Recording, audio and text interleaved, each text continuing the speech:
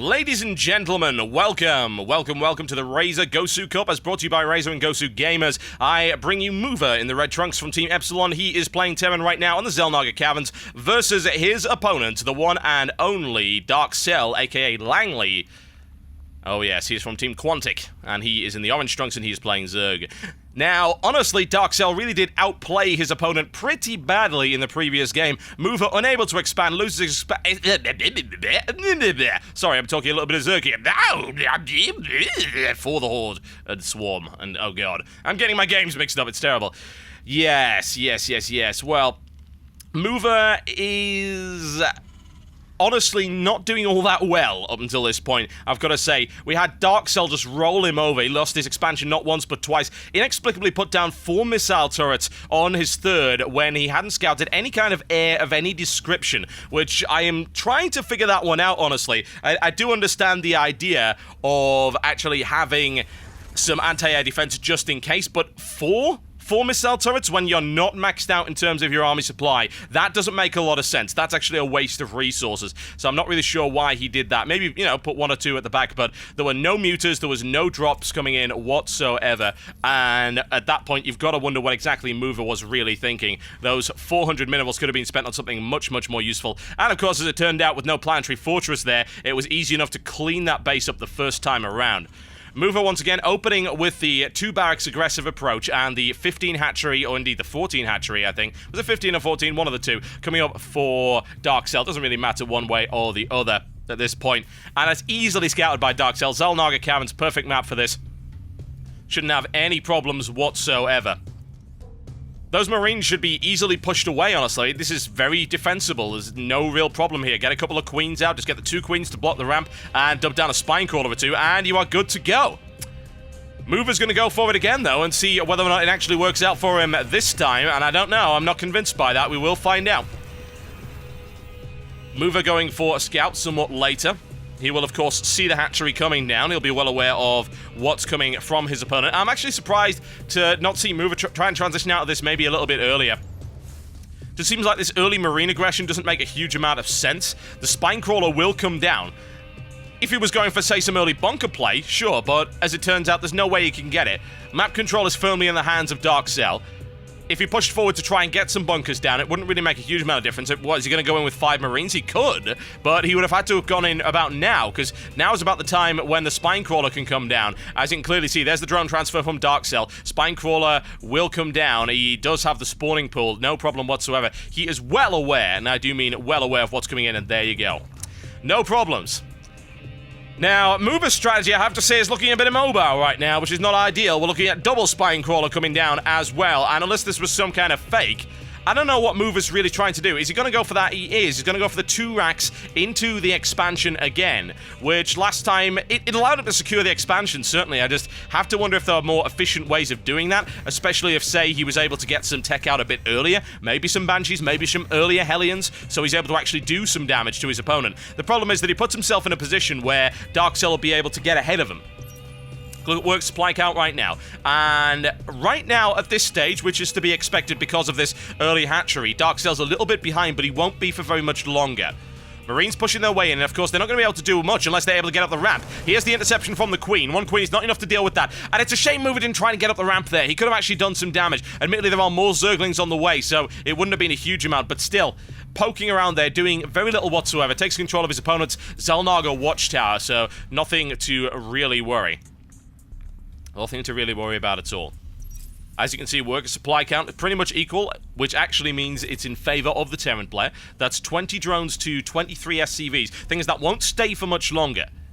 This base is secure against any kind of early aggression. He's not concerned, he's not worried, so all he needs to do is just sit on that and get plenty of drones out. In the meantime, here comes that factory once again. Is this going to be the same approach the second time? I have to wonder, because it didn't work the first time. I don't see why it would work the second. Yes, this expansion is a little bit more open, because you've got the death reads, as I like to call them there, the impossible reads, the stealth reads, the radar blocking reads that you can't see past. And you've got this area right here, which you can very easily sneak through. it's a little bit more open, but the spine crawlers are nicely deployed. There are queens on the field, so we'll have to see if this Infernal Pre-Igniter approach works out. Mover once again going down to the bottom of his ramp, and I don't know, I am a little bit suspicious about this maneuver, honestly. I don't think it's going to work out so well, and this time, you'll actually notice that Darkcell has decided he's going to go for something a little bit different. Now, he didn't scout those factories, but he did scout the 2 barracks, and this is exactly the same behavior that he saw last time. If he were to scout this expansion, he'd notice that Mover is using the exact same build, and an even better way to deal with this build would actually just be to get Mass Roach. You can very easily nail down those Hellions, no problem at all, and of course Roach is highly effective against Marines. We saw no Marauders in play from Mover the last time around. He does have one Tech Lab, but that to me just indicates he's just going to build Marines and he's going to go for the Stim, which he doesn't even have yet. Darkcell hanging around there. Here's the double evolution chamber that we saw from Darkcell the last time around. It proved to be so incredibly effective. Did about, let's see, yeah, he actually got +2/+2 really early on in the game. Very early indeed, so that was extremely unpleasant for his opponent. Mover was not able to deal with that +2/+2 upgrade advantage. Here comes the Stim, here comes the Infernal Pre-Igniter, and the Baneling Nest on the way, plus the Lair. I can't see this doing much, honestly. Unless Darkcell gets caught out of position, this should be very easy to defend. Army supply count is currently in favor of Mover by a pretty significant margin. We are back to where we were. As I was saying, I don't see how this strat is actually going to end up working out for Mover, because it's identical, and Darkcell is already very familiar with it. The last thing he did in the previous game, as you saw, was absolutely fine against that. The early aggression with the Infernal Pre-Ignite is backed up by the unupgraded Marines, just doesn't help under any circumstances. It's not good. Not at all. Well, we'll find out what ends up happening. Here comes that double evolution chamber once again for Langley, aka Darkcell, and my god, I hate people that have different names in game. I say as I have different name in game, but there you go. Ah, Mover. What are you planning on doing exactly, other than perhaps running your troops to your doom? Or indeed theirs. Both. Oh my. Army supply count. Still in favor of Mover, but honestly, I'm not really blaming Darkcell for that kind of approach. He seems to be fairly secure. Admittedly, his Zergling count is significantly lower than last time, and he doesn't have any roaches on the way either. He is expanding once again, but if Mover decides to push out, this could get dangerous. Bear in mind that Darkcell is now fully aware of what's coming, and here comes the spawn of yet more drones. This is actually really dicey for Darkcell. And I don't really know why Mover isn't pushing forward, because he could do some real damage here. 21 Marines, 6 Infernal Pre-Igniter Hellions. That's enough against 22 Zerglings. It really, really is. A couple of Spine Crawlers isn't going to really help all that much either. He could go in here. He could absolutely go in. The thing is, he's delayed it, and now, of course, his opponent is well aware of what's coming, as he saw the Infernal Pre-Igniter Hellion with the Scout. 8 Roaches on the way, and once again, a critical timing error, I feel, for Mover. Rolling out, seeing what he can see, and still being incredibly cautious. Breaks his troops up into 2 ways, doesn't really make an awful lot of sense. Baneling's now on the way. Such a shame. Such a shame that he didn't go in, say, 30 seconds earlier, because this is going to be way less dangerous than it otherwise would have been. Roaches on the field. We've got Banelings on the way as well, and oh god! Oh my... No, Mover! Oh dear. Leaves it completely and totally unexposed. Those tanks are toast! As far as I'm concerned, into the middle of the line he goes.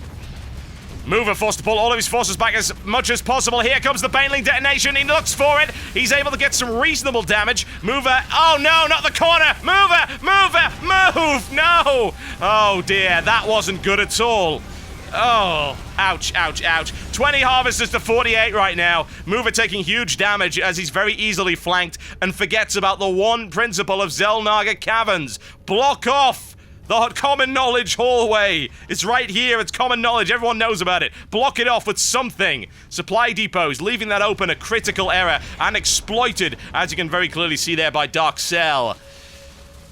Right now, this is going to be incredibly hard to come back from. It's a massive economic deficit. The army supply count is in favor of Darkcell. Oh, no, actually, it's not. Never mind. Mover does have an army supply count. However, it's not going to matter all that much, I don't feel. Not with the Banelings on the way out. Very easy to respond to this. Quickly building up his army supply, as you can see. Yes, I build Marine is not the strategy for this, I'm afraid, especially not with Roaches and Banelings on the field. Now, Hellion and Marine is a fairly effective combo, assuming it's not going up against Baneling and Roach, which is exactly what's happening right now. Once again, Mover forced to pull back. Doesn't want to be anywhere near his opponent's base right now, at any rate, which is really unfortunate, because once again, there was a window where he could have perhaps attacked, but he's now so far behind. A comeback here seems to be almost impossible.